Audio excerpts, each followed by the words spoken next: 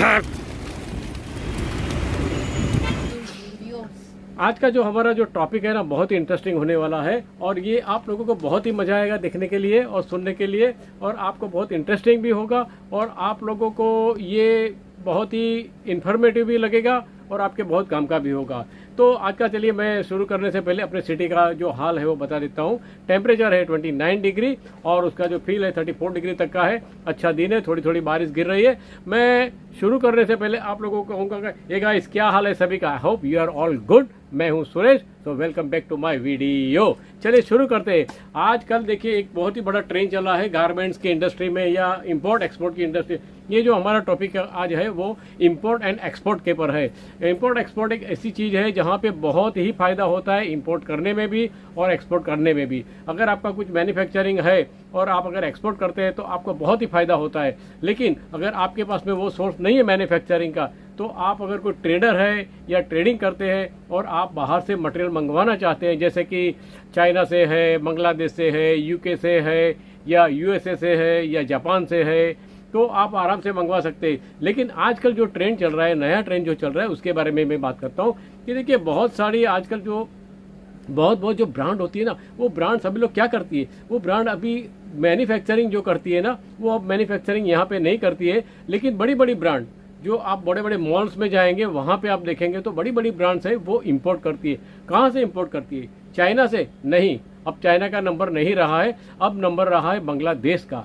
तो बांग्लादेश है ना जो मैन्युफैक्चरिंग गारमेंट इंडस्ट्रीज मैन्युफैक्चरिंग में वर्ल्ड के अंदर आज लीडर बन रहा है और बहुत ही मैन्युफैक्चरिंग कर रहा है, इतना मैन्युफैक्चरिंग कर रहा है कि हमारे जो बड़े बड़े जो ब्रांड्स है वो वहाँ से मैन्युफैक्चरिंग करवा के वहाँ से मंगाते हैं। इसकी वजह है वो मैं आपको बाद में बताऊंगा। तो मैं ये पहले बता दूं आप लोगों को कि आप लोग अगर इंपोर्ट करना चाहते हैं तो कैसे करेंगे।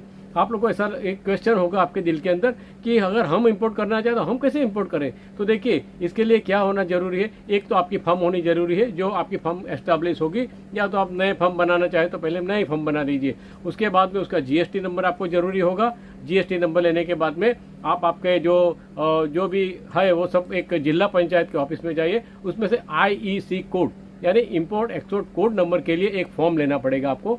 वो फॉर्म लीजिए, फॉर्म को सबमिट करिए। वो फॉर्म के अंदर क्या क्या रिक्वायरमेंट है उनको, वो जो रिक्वायरमेंट होगी वो आपको उनमें भरनी होगी।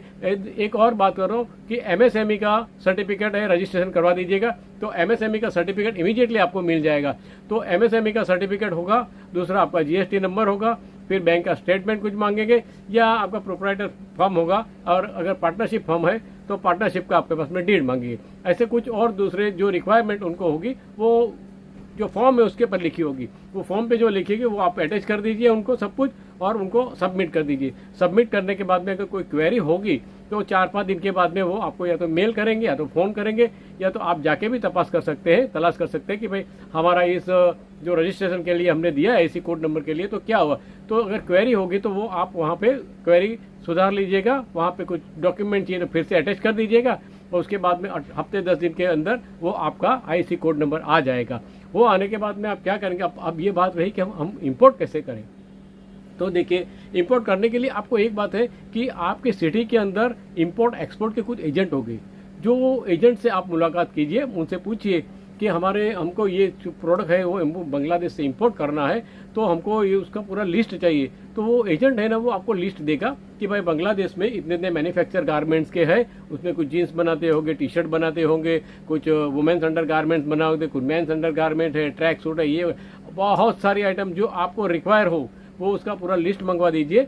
फिर आप क्या करिए, जो बांग्लादेश में जो उनके जो एक्सपोर्टर है या मैन्युफैक्चरर है यूनिट, उनके साथ में आप कॉरेस्पॉन्डेंस कर दीजिए। देखिए बांग्लादेश हमारे कंट्री से बहुत नज़दीक में है, इसके लिए ये इंपोर्ट एक्सपोर्ट के अंदर बहुत ही सहूलियत है। वहाँ पे मैन्युफैक्चरिंग का जो यूनिट है बहुत बहुत बड़ा यूनिट वहाँ पे लगाया है उन्होंने। और आजकल देखो मैं बताऊँ ना कि बांग्लादेश जो है ना वो गारमेंट इंडस्ट्री में एक्सपोर्ट के अंदर यूएसए में करता है, फिर उसके बाद इंग्लैंड में करता है, जर्मनी में करता है, ऑस्ट्रेलिया में करता है, न्यूजीलैंड में करता है, और यहाँ इंडिया में भी उसका बहुत बहुत बहुत बहुत एक्सपोर्ट है। और हमारी जो बड़ी बड़ी ब्रांड है, मैंने आपको पहले बताया, वो सभी लोग इस वक्त क्या करते हैं, वहाँ से बनवा के इंपोर्ट करते हैं। अच्छा, अब ये एक बात सवाल आता है, आपके मन में सवाल आना चाहिए कि वो ऐसा क्यों करते हैं। तो देखिए ये बात ये है कि वहाँ से इंपोर्ट करने में इस वक्त हमारे कोई कस्टम ड्यूटी नहीं लगती है। बांग्लादेश से आप अगर इंपोर्ट करते हैं गारमेंट तो उसमें कस्टम ड्यूटी जीरो है। ये क्यों जीरो है? क्योंकि हमारे दोनों कंट्री के बीच में ऐसे कोई टाइप हुआ होगा जिससे ये हम लोग इंपोर्ट करेंगे तो उनके अंदर ड्यूटी नहीं लगती। तो सबसे बड़ा बेनिफिट ये है कि चाइना से अगर आप इंपोर्ट करते हैं तो बहुत सारा इंपोर्ट ड्यूटी लगता है। चाइना से अभी नहीं करना है, बांग्लादेश से करना है। अगर आपके पास में, देखिए मैं एक बात बताऊं आपको कि अगर आप किसी भी सिटी में रहते हैं और अगर इंपोर्ट करना चाहते हैं तो आपके एजेंट से मिलिए, उनसे पूरा डील लीजिए, वहाँ से कॉरेस्पॉन्डेंस कर लीजिए। आजकल तो मेल से कॉरेस्पॉन्डेंस होता है, वहाँ पे आप व्हाट्सएप से भी आप उनसे कांटेक्ट कर सकते हैं, आपकी जो रिक्वायरमेंट है वो भी मंगवा सकते हैं, आप सैंपल पीस भी मंगवा सकते हैं। ऐसी करके आप बनाइए। उसमें क्या होगा ये बात देखिए, एक तो कस्टम ड्यूटी नहीं लगेगी, यानी कि खाली फ्रेट लगेगा आपको बस, और यहाँ से आपको क्लियर करना होगा, खाली यही आपका ड्यूटी रहेगा। इसी में से आपका प्रोडक्ट आ जाएगा, आपका मार्केटिंग हो जाएगा। अब इसमें और आगे क्या कर सकते हैं, देखिए एक आपकी ब्रांड बना दीजिए। आपका अगर जो नाम है उसको आप ट्रेडमार्क कर दीजिए। ट्रेडमार्क करने के बाद में क्या होता है कि ट्रेडमार्क, रजिस्टर्ड ट्रेडमार्क आपके अंदर आ गया तो आपका जो ब्रांड है वो ब्रांड को आपने रजिस्टर कर दिया है। तो आप बांग्लादेश से जो भी माल मंगवाना चाहते हैं उसमें आप अपना लेबल दीजिए कि ये हमारा लेबल है, ये हमारे लेबल से आप हमको मटेरियल भेजिए और आप यहाँ पे उसका मार्केटिंग करिए। हर शॉप में जाइए, हर जगह पे जाइए और आपका मार्केटिंग कीजिए। जो गारमेंट के मैन्युफैक्चरिंग का जो सुवेनियर्स, बहुत सारे सुवेनियर ऐसे हैं जो प्रिंटिंग में से बाहर आते हैं, तो उनके अंदर आप एडवर्टाइज करिए। आपकी एक बहुत बड़ी ब्रांड हो जाएगी। धीरे धीरे करके क्या हो जाएगा, आपका बांग्लादेश के साथ में रिलेशन अच्छा हो जाएगा। तो एक बार विजिट भी कर लीजिएगा वहाँ के मैन्युफैक्चरिंग में जाके और उनके साथ में आपकी ब्रांड के कपड़े यहाँ मंगवाइए और यहाँ धीरे धीरे करके आपकी ब्रांड को डेवलप कर दीजिए। देखिए फिर क्या होगा, अगले 2, 3, 4, 5 साल के अंदर आपकी एक बहुत बड़ी ब्रांड एस्टेब्लिश हो गई होगी और आपका बहुत बड़ा बिजनेस आगे बढ़ गया हो। तो ये जो एक बेनिफिट लेना है बांग्लादेश से, तो हमको लेना चाहिए बांग्लादेश से बेनिफिट। और दूसरी एक बात बताऊं कि ये जो पॉलिसी है वो पॉलिसी कब तक चलेगी ये मुझे नहीं पता है, लेकिन ये आई थिंक थोड़ी लंबी चलेगी। तो आप इसका पूरा लाभ, पूरा बेनिफिट लीजिएगा। और दूसरा एक बात बताऊं कि आजकल है ना जो बड़ी बड़ी ब्रांड, देखिए मैंने एक ब्रांड्स के जीन्स लिए, बता देता हूँ, मार्क एंड स्पेंसर से मैंने जीन्स लिए थे 3, और वो 3 जीन्सों के अंदर मैंने घर में आके देखा तो उसमें मेड इन बांग्लादेश लिखा है। तो मार्क एंड स्पेंसर वो लंदन की ब्रांड है, लंदन की ब्रांड है। यहाँ इंडिया में उसके कितने सारे स्टोर है मुझे नहीं पता है, लेकिन बहुत सारे स्टोर्स होंगे। उन सभी स्टोर्सों के अंदर जो मैन्युफैक्चरिंग कपड़े आते हैं बन के, वो बांग्लादेश से आते हैं। सभी कुछ नहीं आते होंगे, लेकिन जितने भी प्रोडक्ट में बांग्लादेश से आते होंगे। तो आप सोचिए कि इतनी बड़ी बड़ी ब्रांड्स जब बांग्लादेश से मंगवा रही है तो हम लोग इसका बेनिफिट क्यों ना ले। तो मैं समझता हूँ कि आप लोग को ये वीडियो पसंद आया होगा, आप बेनिफिट लेंगे। तो it I think you like this video. तो आप लोगों को क्या करना है पता है ना, लाइक करिएगा, शेयर करिएगा, सब्सक्राइब के बटन में जो तोड़ फोड़ मोड़ मोड़ करनी है वो करिएगा, लेकिन सब्सक्राइब के बटन को दबा जरूर दीजिएगा।